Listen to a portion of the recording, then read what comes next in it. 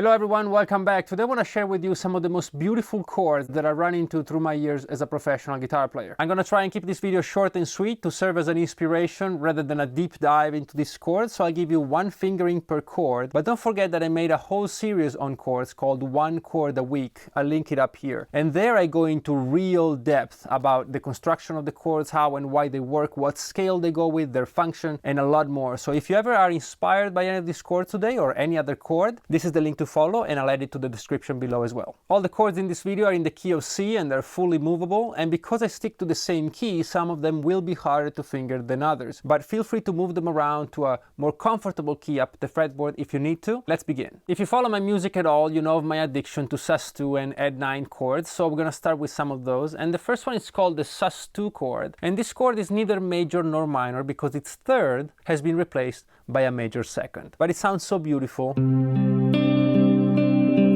and ambiguous in a way.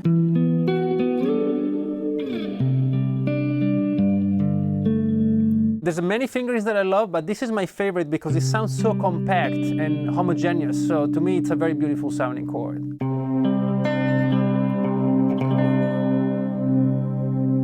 These next two chords are similar in a way to the previous one, that we still use the major second or ninth, but this time we add the ninth on top of a full major or minor chord. So if we add the ninth to a major chord, we get C add ninth.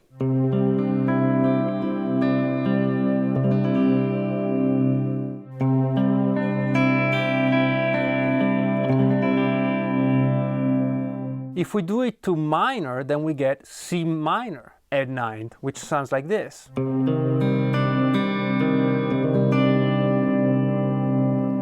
Certainly one of my favorites.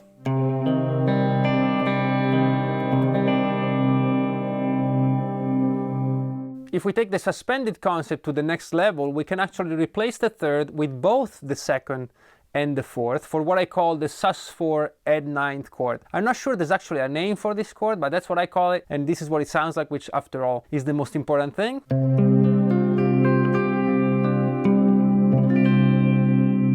Pretty cool. Let me show it to you from close-up.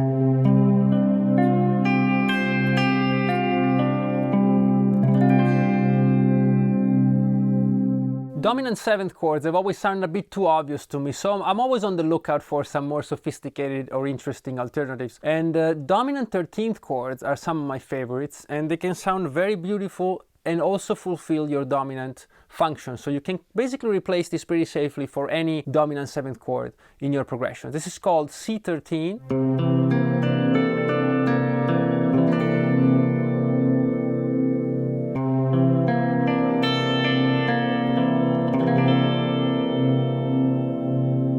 One of the reasons why dominant seventh chord sounds so overwhelming sometimes is the tritone between the major third and the minor seventh. And so again, the suspended fourth comes to the rescue by replacing the third with the fourth, and the chord suddenly becomes more mellow. It also loses a little bit of push to the one, but to me it can be a worthwhile compromise.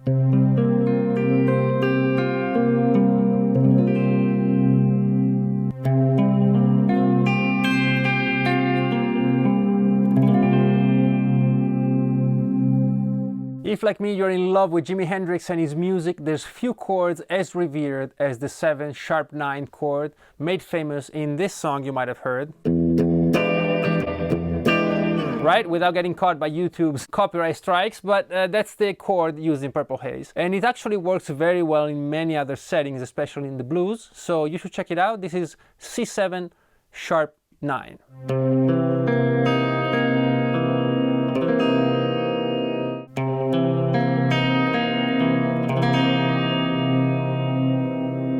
When it comes to major chords, I'm a sucker for 6th and 9th, but especially the major 7th. It's such a beautiful sound, but I know most of you will know some major 7th chords. So out of the variations on that chord, this is definitely my favorite. It's called major 7 sharp 11, and it's a Lydian chord. If you don't know what that means, don't worry about it. Just use it as a substitution for any 4 chord in your progressions. So in the key of C, you'd use it for the F chord. And you'll thank me later. This is what it sounds like.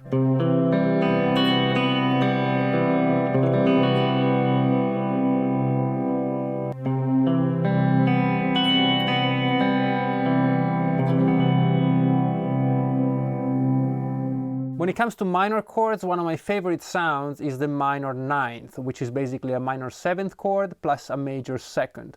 You can use this chord pretty much as a replacement for most minor chords pretty safely. You'll see this fingering here looks a bit scary. I'll play way down here to keep it in C. As you move it up the fretboard, it will get easier.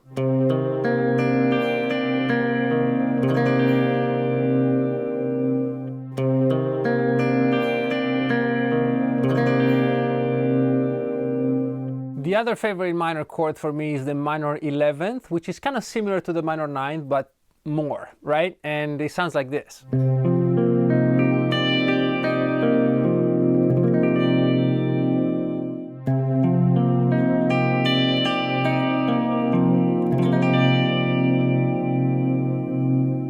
If some of the chords in this video sound great to you, but they feel impossible to play as you try them on the guitar, don't despair. These are just some fingerings that I picked for this video, but there are countless more out there, and some of them will be easier for you and some of them will be harder. It's absolutely normal. It depends a lot on your current level, on your hand size, on what guitar you play. If you're wondering why some of these chords sound as great as they do, I must refer you back to One Chord a Week. All the answers will be there. Also, one issue that these big, beautiful chords present, especially for beginners, is that they often require one or more bars, and that can be problematic. So if you're having issues with bar chords, no matter your level, check out this video where I show you an exercise that will get you playing basically any bar chord in a matter of weeks. Thank you as always for watching. Don't forget to like, subscribe, and especially comment. I look forward to reading about your favorite chords. See you soon.